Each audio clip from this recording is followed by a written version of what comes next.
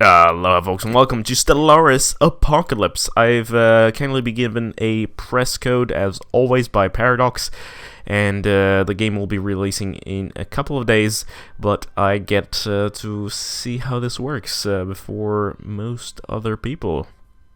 I shouldn't really be boasting. Here's the thing though, I'm really bad at Stellaris. If you've watched me play Stellaris, you probably sort of hate me. That said, however, Stellaris is now, since I first played it back in 2016, I think. I was part of the pre-release stream in London with all the other big YouTubers, and at the time, I mean, it was new for everyone, but some people are really good at the game. I haven't really played it too much because it's been frustrating for me. However, now the game is basically completely new, and we're going to get into some of the stuff that's been added in the new DLC, and also since I last played, which has been a while actually, almost a year in fact. So we'll see what's been added, or actually rather taken away. That said, however, we are going to go through and build our species that we're going to play as, and I really sort of want to play as Post-Apocalyptic. Post-Apocalyptic, basically you get to start off in a tomb world that's been nuked, and now with the Apocalypse DLC you can also nuke other worlds, or basically bomb them so much that they become tomb worlds, and that is just, I want to do that. We're gonna get to the name later, but yes, traits. So we're gonna also look at Survivor in a second, but basically I think we're gonna play conformists that are non-adaptive, intelligent, but solitary and resilient. You know, you've gotta have something that imagine your planet is nuked out and you have this fungus sort of thing that is growing there, and they just are, you know, they're solitary, but they're also resilient and non-adaptive somehow. Something that sort of really disappointed me though is that you don't actually get to choose Tomb World as your thing. You actually still get to have habitability in the particular sort of climate, and then you get a tomb world on top of that, so you can inhabit tomb worlds but also inhabit the normal worlds, I think. We're gonna go tropical here, and we'll change the names later, but yeah, I think that's about it. City appearance, I think Molluscoid looks pretty good, although I like reptilian cities, but you've got to imagine, you know, these are fungi. Arthropods, ooh, plantoid city. No. Yeah, okay, you know what? Anthropoid city. Yeah, that looks good. I feel like trying something new this time, so I think we're gonna go Fanatic Militarist, because we want to bomb planets and make them tomb worlds. But we also want to go Spiritualist. I've never really played Spiritualist. I've always focused on the tier list because I've always thought that's the better thing. But yeah, actually, let's take away technocracy there. Democracy, imperial, dictatorial, oligarchic. Oh, I don't even know where to begin. Yeah, actually, I mean, it's a spiritualist, fanatic militarist society. Of course, they're gonna go imperial, and it's a post-apocalyptic society baptized by nuclear fire. The society has faced total annihilation and survived, devastated yet unbroken. They have rebuilt civilization from the ashes of the old world. So I think what we're gonna do is, I mean, warrior culture is pretty nice, but that's army upkeep, it's not fleet upkeep. What about efficient bureaucracy is also really cool. Although I do aristocratic elite, governor recruitment cost, empire leader capacity goes up, resettlement cost. I don't want to be a slaver, so I don't really care. Let's feudal society. This is interesting. The only thing is though, you get a bonus with all your vassals, but they also can colonize stuff that you haven't colonized, so I don't really know about that. I think building, yeah, functional architecture, because, you know, it's a post-apocalyptic world. What would happen in the post-apocalyptic world? What's the story here? Let's create a story. I think we'll yeah, it's probably An efficient... No. Okay, well, it's functional architecture. I like the building cost modifier. We have to imagine these fungi have, you know, evolved, and somehow they build functional things. Well, that wasn't a great story, but yeah.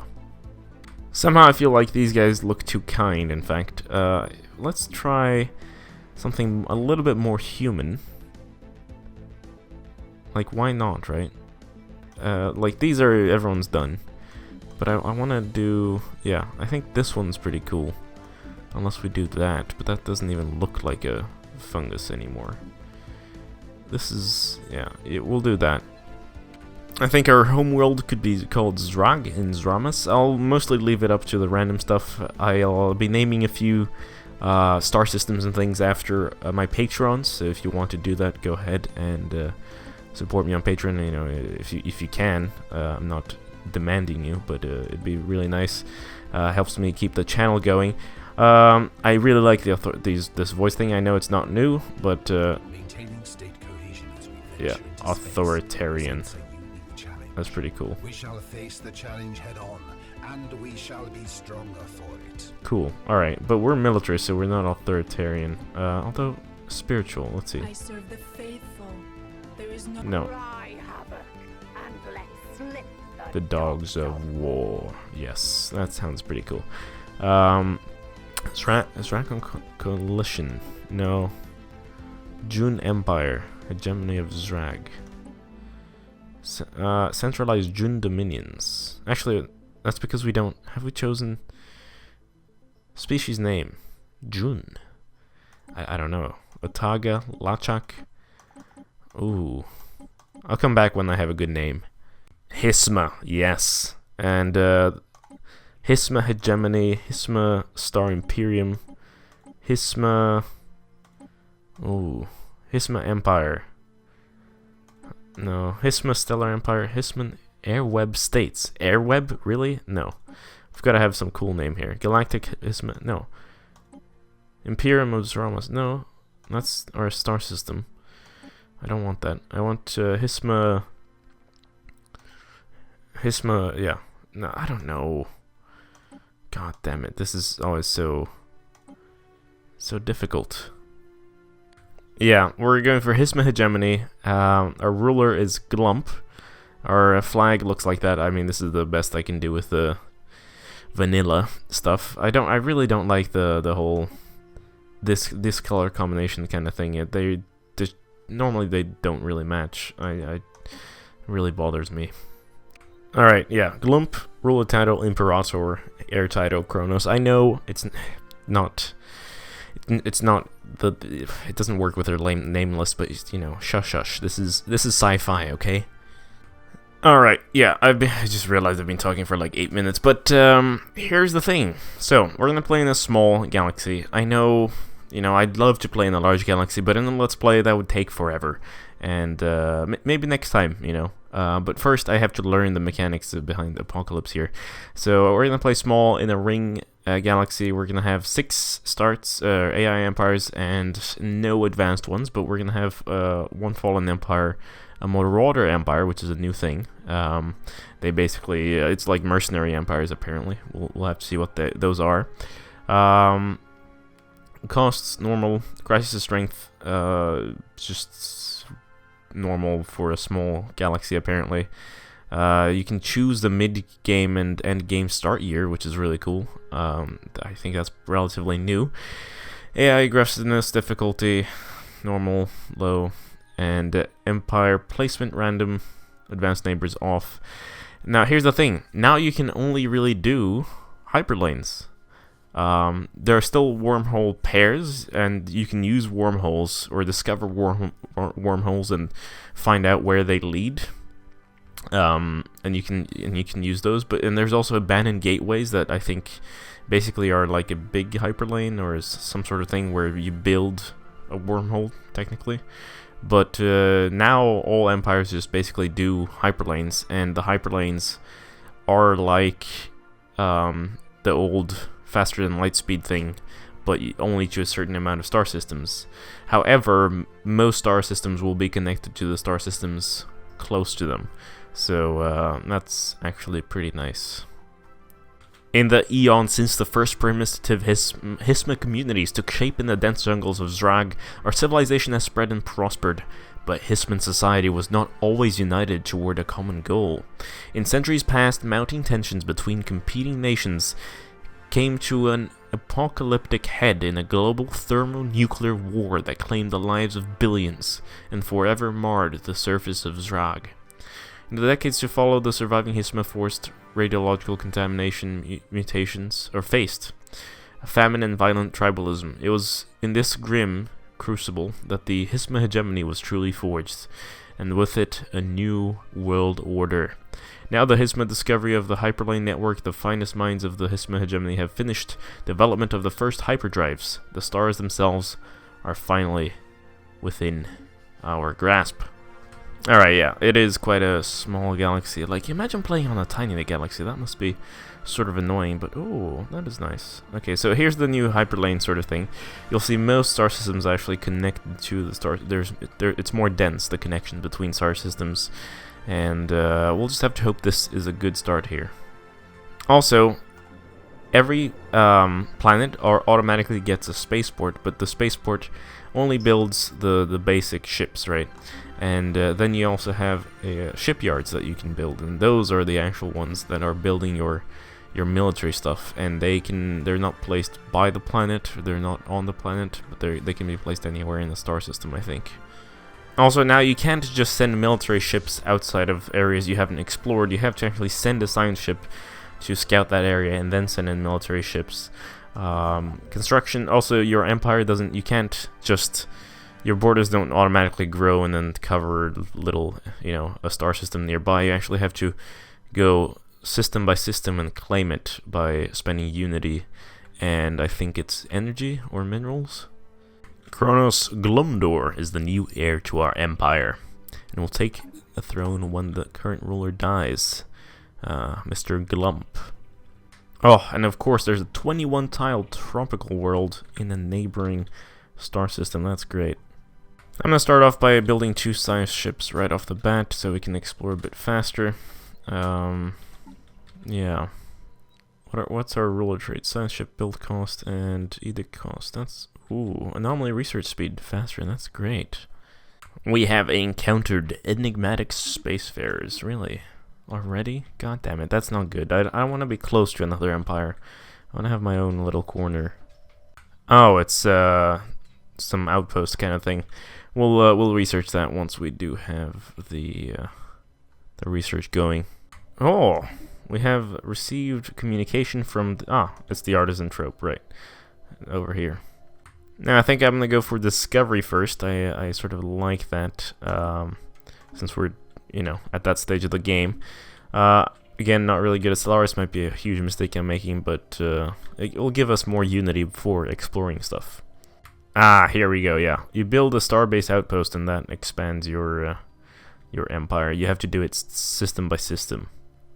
4 years after discovering the hyperlane, we're finally sending out a ship to expand our influence into Darasta over here. We're gonna start surveying these as well, and probably send a science ship in this direction. I want to find systems where we can easily defend ourselves, like that have as much connections backwards as possible, but then as few connections forward as possible. Or rather bridges like this one. If you hold this one, and this is, no, that's 2. Yeah, we'll see. Survey speed increased by 35%, and science ship combat evasion by 30%. Yes. We'll colonize this, but not right now. I mean, this is way too tiled. I'm afraid of food shortages, so we'll probably also focus on trying to get that sort of technology going.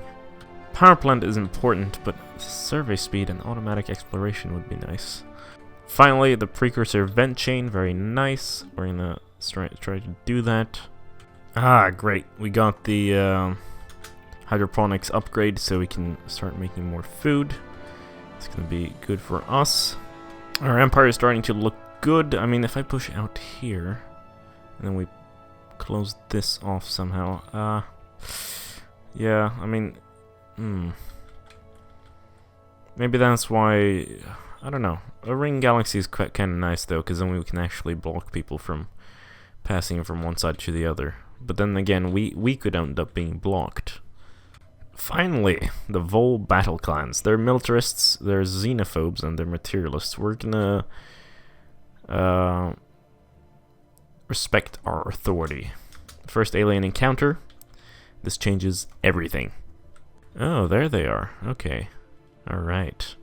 So now you can actually make claims on systems. You have to make claims with influence, and then that probably makes it cheaper. That's actually kind of nice. Offer trade deal though. Is there any way to just have trade like a? That'd be cool if they implemented like just trade, not one-time trades, but just we keep trading stuff over time. And of course these guys get a goddamn wormhole in their system. Let's close our borders to them. They seem to have done that to us. In fact, we could just start off with a stance of closed borders. Government...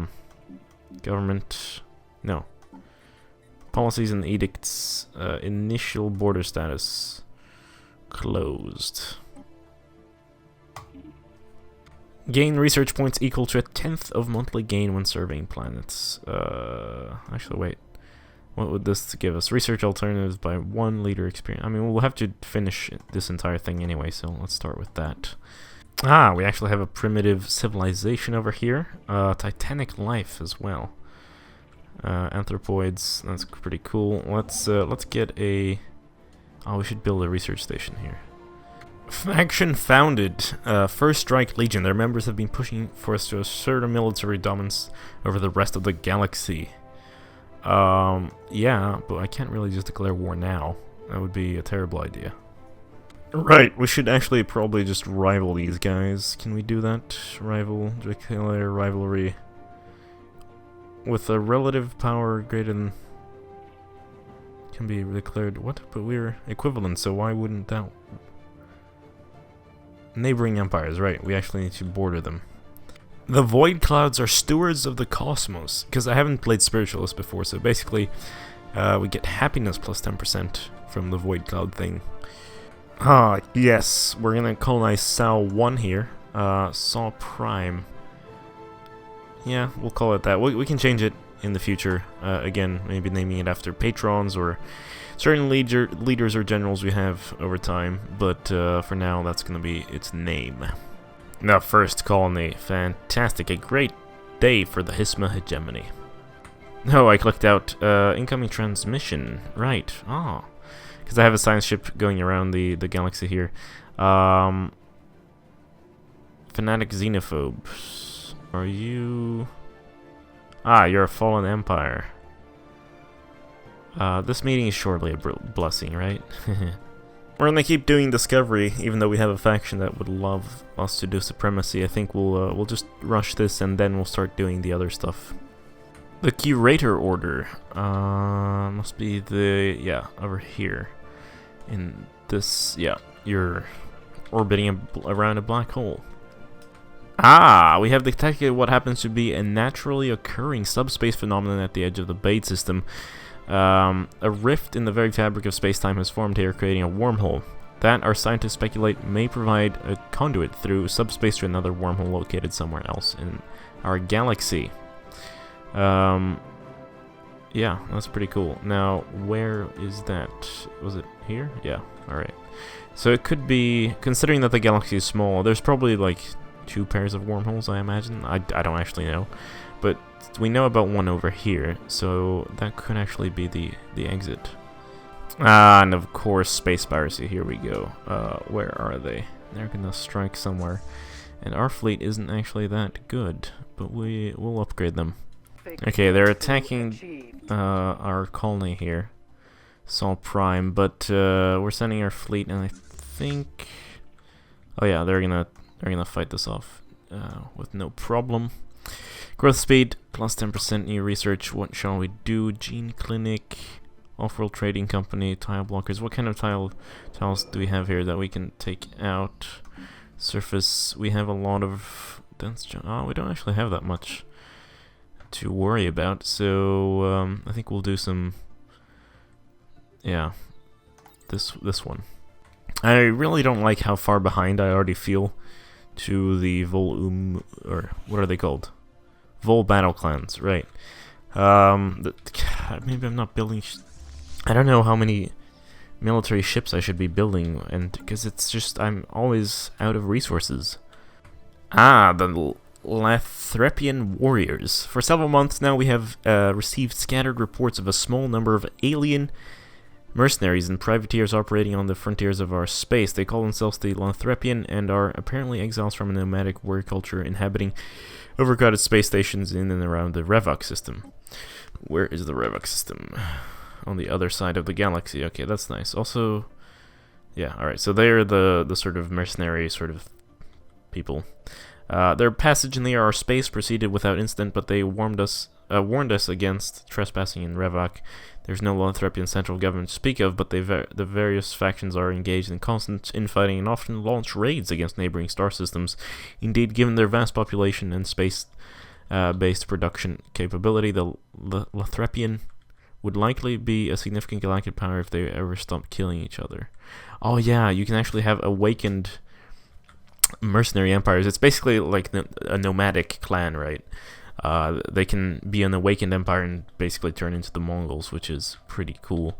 And that's a mid-game crisis. Oh, wait, what? We contacted the Commonwealth of Man. Oh, hello there. You know what, you humans? What are you doing in this galaxy? This is the wrong galaxy. I'm also going to... Oh, wait. We have closed borders as a first thing. But it's nice. You're also Fanatic Militarists. This is going to be an interesting campaign if we survive that far. Committee of Spiritual Redemption. So what kind of stuff do you like? You... Harmony Traditions. That's good. Abandoned Gateway. So we found a gateway at the edge of the Volgun system. Surrounds the station or residual signature, blah blah blah. Near instantaneous travel between different parts of the galaxy. Assuming this is a gateway, you could. Its current state of this repair has rendered it unusable. So I guess that's sort of like faster than light speed, but also wormholes. I don't know. I like how they've combined all of the aspects of space travel into one thing, where the default is hyperlanes. Then if you do get the tech, or if you do have the opportunity to get a wormhole, you can actually use that as well. What is that? Stations? Volum station. Why is there a little symbol for... Why is that white? Why don't we... Oh, we have... Right, yeah, okay, you can see what kind of things they have on that system. That is very nice. Ooh, a little bit of a stronger pirate fleet there. Don't know if I could stand up to that, but we'll have to try. Alright, come on, please, please. Oh, okay, we're winning, good. Oh, they don't have a leader, and we have the station helping us out, but I was scared there for a second that this was going to be another sort of, oh, we'll have to restart. Ah, here's the gateway. Let's actually take a look at that. That's how the gateway looks. Requires gateway activation technology and upgrading the gateway. Yeah. Comet sighted to victory. Yes, indeed. Alright, looks like we've already reached 21 years into the game. That's pretty nice. I think the game is... It's a lot better. But, you know, I'm not that good at Stellaris, so any comments, if you have any suggestions for me, I really appreciate it. If you leave them down in the comment section below. And yeah, I don't really know what to do here. We'll if I end up actually losing or something, I think we'll just sort of have to roleplay this a little bit. I don't, you know, if we become a vassal or whatever, we'll deal with that. We'll try our best. You know, this is what we're doing here. We're trying to have fun, not necessarily conquer the entire galaxy in one sweep, even though that would be quite nice. But yes, that's been the first episode of this Hissma Hegemony playthrough as Fanatic spiritualists in the Stellaris Apocalypse DLC. Don't forget to leave a like, subscribe if you haven't already, check out my Patreon page if you really want to support me the extra mile. I'll be naming planets and things, as I've already mentioned several times during the episode. In the meantime, this has been Game Gabster. Farewell.